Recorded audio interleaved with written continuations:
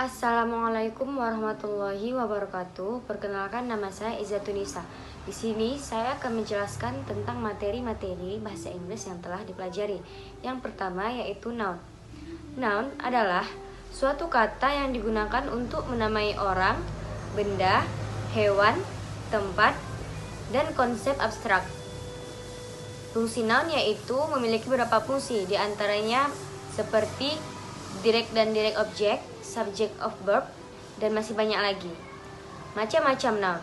1. Countable noun dan uncountable noun. Countable noun merupakan kata benda yang dapat dihitung, dan sebaliknya uncountable noun tidak dapat dihitung. Yang kedua, proper dan common noun. Proper noun merupakan penggolongan kata benda secara spesifik di mana menggunakan huruf kapital pada huruf awalnya. Misalnya Jakarta, J-nya itu berhuruf besar. Sedangkan common noun secara umum memiliki huruf kecil di awal katanya. 3. Abstrak dan concrete noun. Abstrak noun merupakan kata benda yang tidak dapat diamati dengan panca indera, seperti love. Kebalikannya, concrete noun dapat diamati dengan panca indera, contohnya buku. Selanjutnya di sini saya akan menjelaskan tentang pronoun.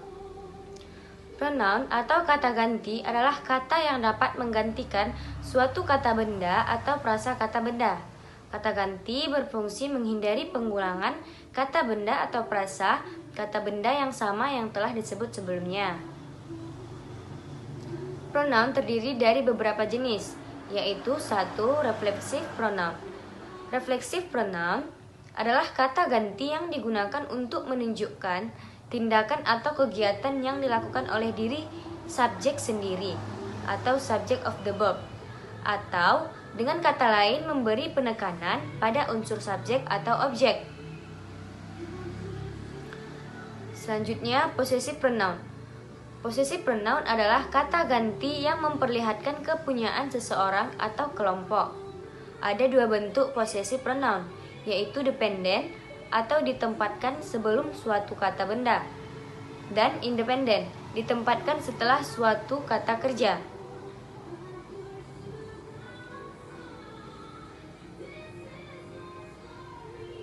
Selanjutnya, personal pronoun. Personal pronoun adalah kata ganti pada subjek dan objek yang menunjukkan pada orang atau penamaan. Contohnya, I menjadi me, you menjadi you, she menjadi her, he menjadi him, it menjadi it, we menjadi us, dan they menjadi them. Baik, selanjutnya di sini saya akan menjelaskan tentang adverb. Adverb bisa disandingkan oleh kata benda, kerja, dan sifat. Biasanya kita menggunakannya untuk memperjelas kata di depannya atau memperjelas adverb itu sendiri. Adverb ini memiliki beberapa jenis. 1. Adverb of time merupakan kata bantu yang digunakan untuk memberikan info tambahan mengenai waktu. Untuk lebih mudahnya, adverb ini digunakan untuk menjawab semua pertanyaan yang diawali dengan kata when. Yang kedua, adverb of manner merupakan kata bantu yang memberikan tambahan informasi mengenai kondisi atau bagaimana sebuah peristiwa terjadi.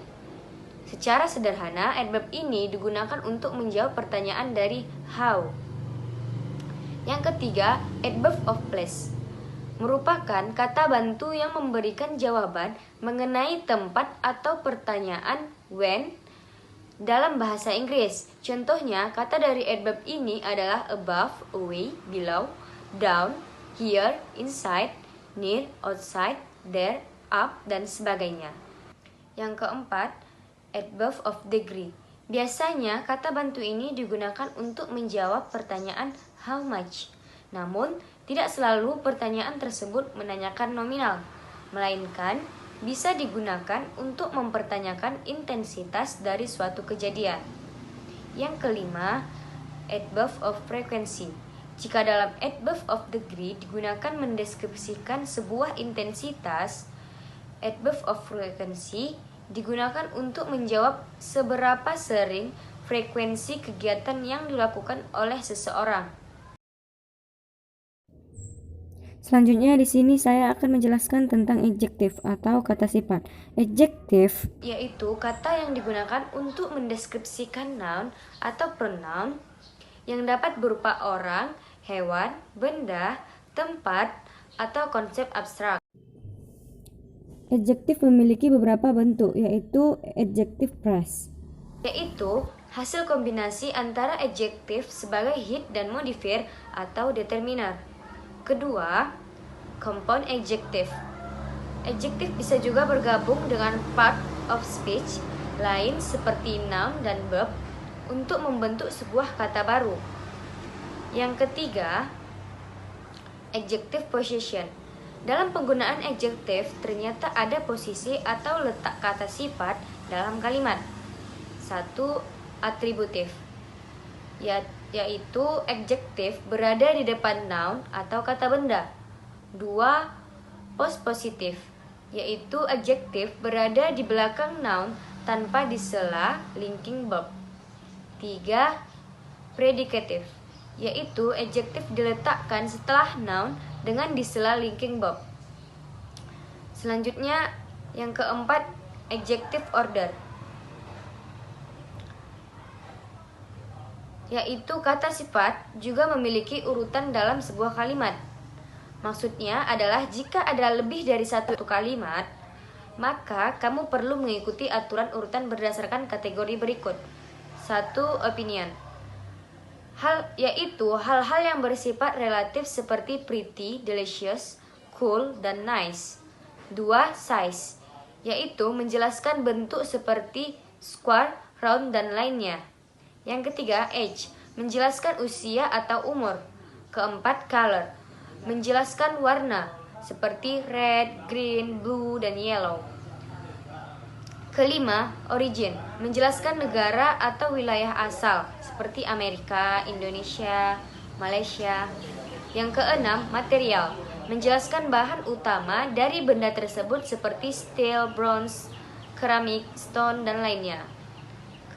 Keenam, purpose, yaitu menjelaskan fungsi utama benda tersebut. Umumnya tidak dapat dipisahkan dari kata bendanya seperti meeting atau room, wedding atau dress, dan lainnya. Selanjutnya ada beberapa jenis adjektif yang digunakan dalam penggunaan kalimat bahasa Inggris, yaitu 1. Proper adjective. Kata sifat ini menjelaskan suatu benda dengan suatu nama diri kata benda tertentu atau proper noun. 2. Descriptive adjective, merupakan adjektif yang digunakan untuk menerangkan sifat dan keadaan dari seseorang, hewan, atau benda. Ketiga, quantitative adjective, digunakan untuk menerangkan seberapa banyak atau how much dari suatu benda yang dimaksudkan.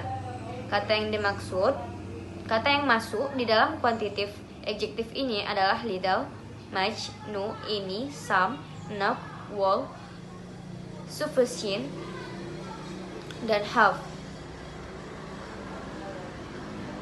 Selanjutnya, numeral adjective. Sesuai dengan angkanya, numeral adjective menerangkan sebuah jumlah dalam bentuk numerik atau angka. Selanjutnya, distributive adjective. Adjektif ini berfungsi untuk membagi sebuah kata benda dalam kalimat. Kata benda bisa merujuk orang, benda mati secara satu persatu atau terpisah. Kata sifat yang masuk untuk membagi sebuah kata benda adalah each, every, either, dan neither. Selanjutnya di sini saya akan menjelaskan tentang simple present tense.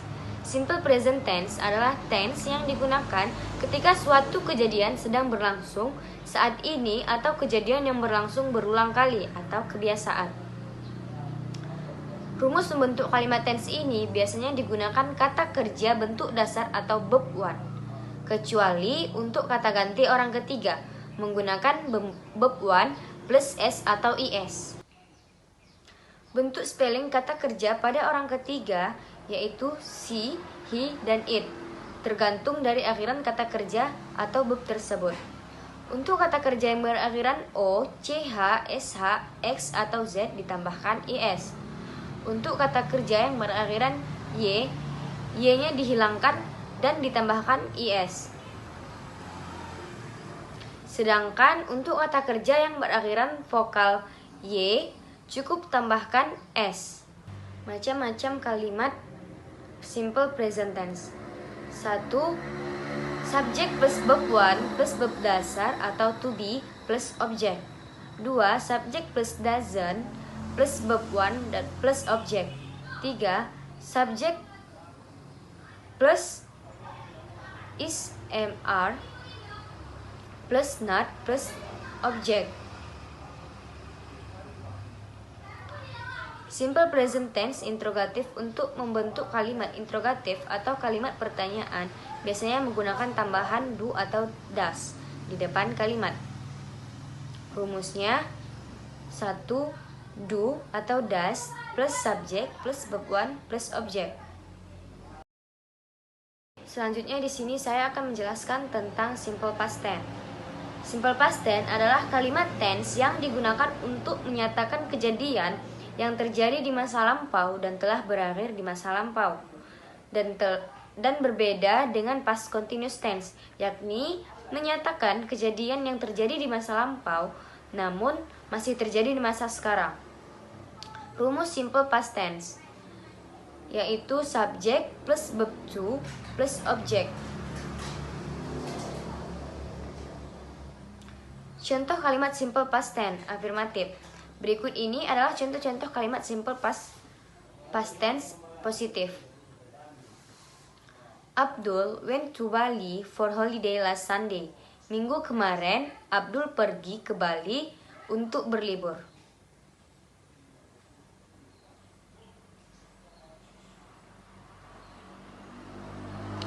Untuk membentuk kalimat simple past tense negatif, rumusnya adalah subject plus did plus not plus verb 1 atau subject plus to be, was atau were plus not.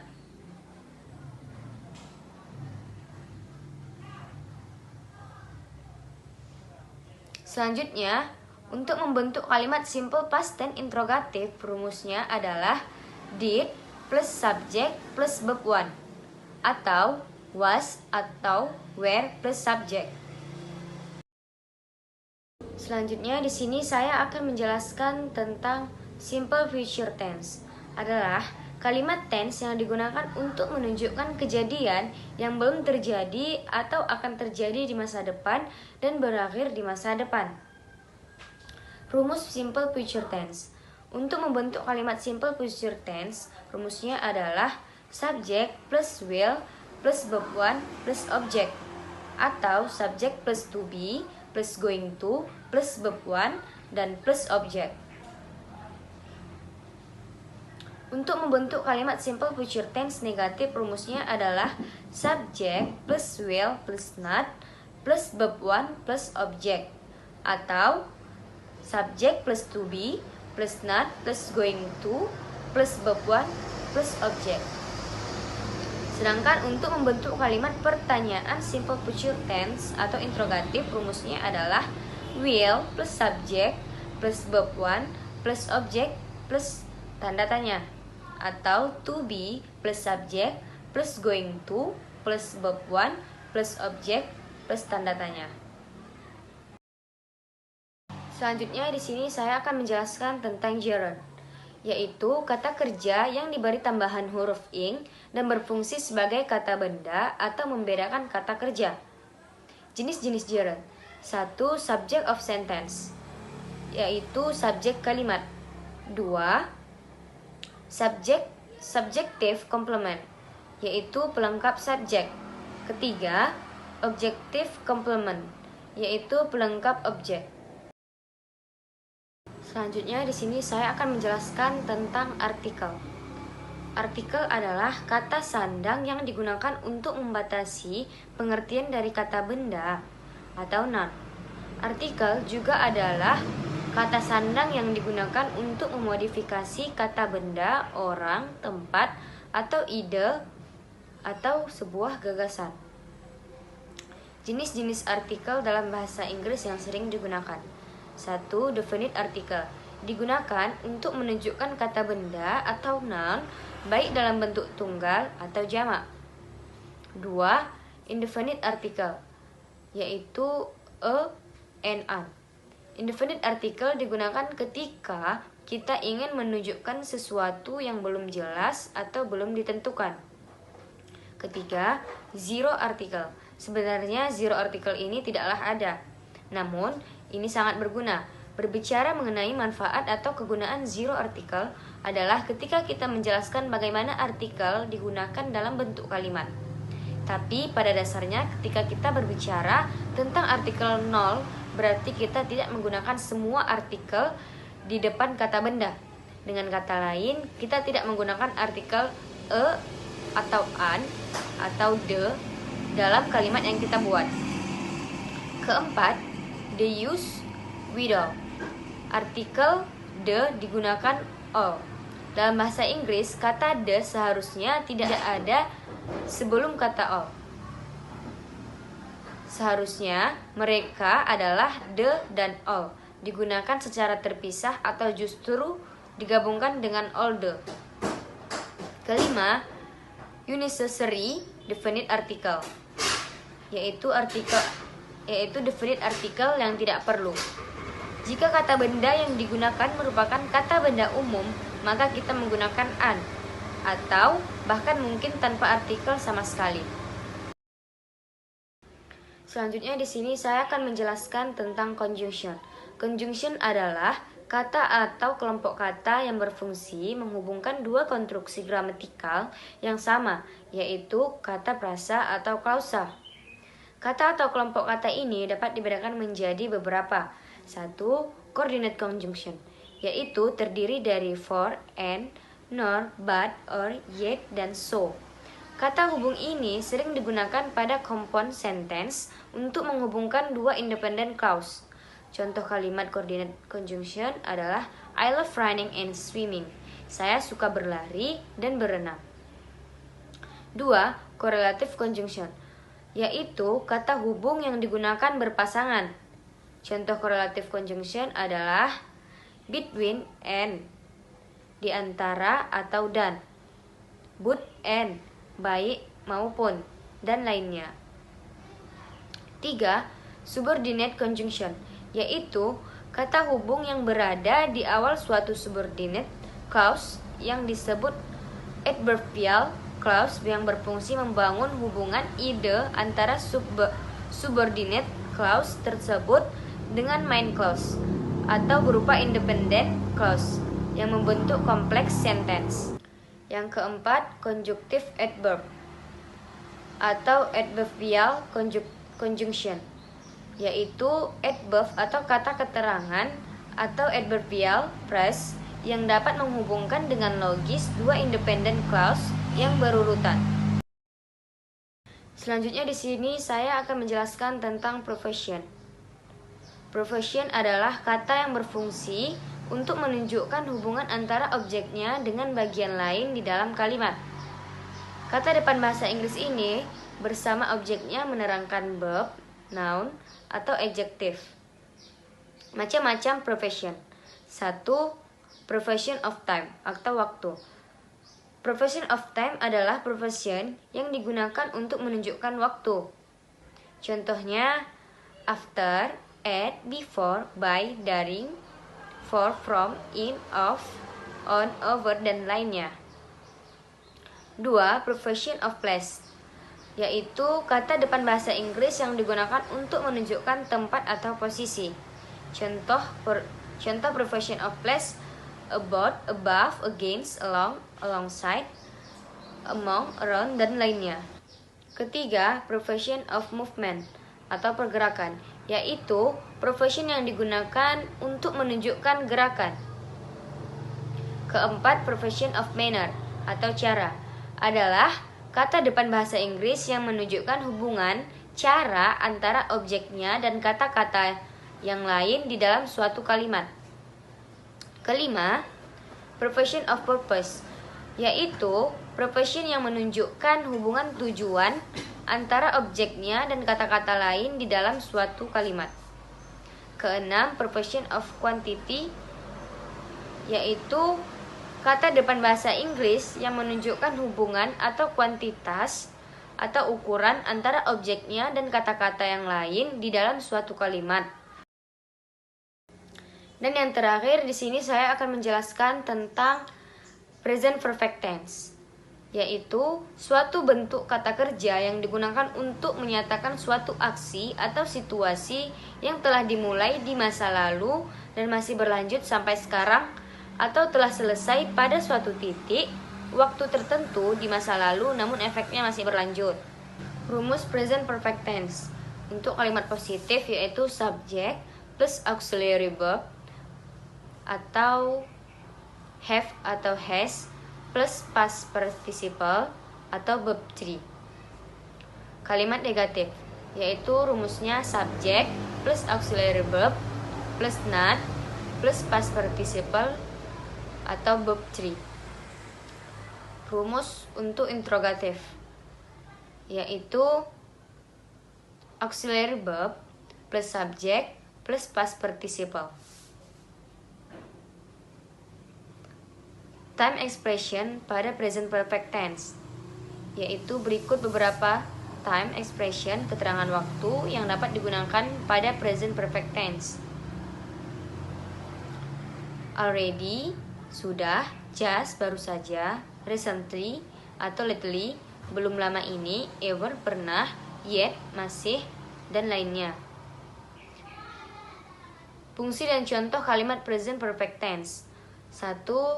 Present perfect tense untuk mengungkapkan kejadian di masa lalu tanpa peduli kapan tepatnya terjadi. 2. Present perfect tense untuk menunjukkan bahwa suatu aksi terjadi berulang kali di masa lampau. 3. Tense ini untuk mengungkapkan aktivitas atau situasi yang dimulai pada masa lampau, kemudian dilanjutkan sampai sekarang. 4. Present perfect tense untuk membicarakan event yang terjadi belum lama ini. Dan 5. Present perfect tense untuk membicarakan event yang baru saja terjadi.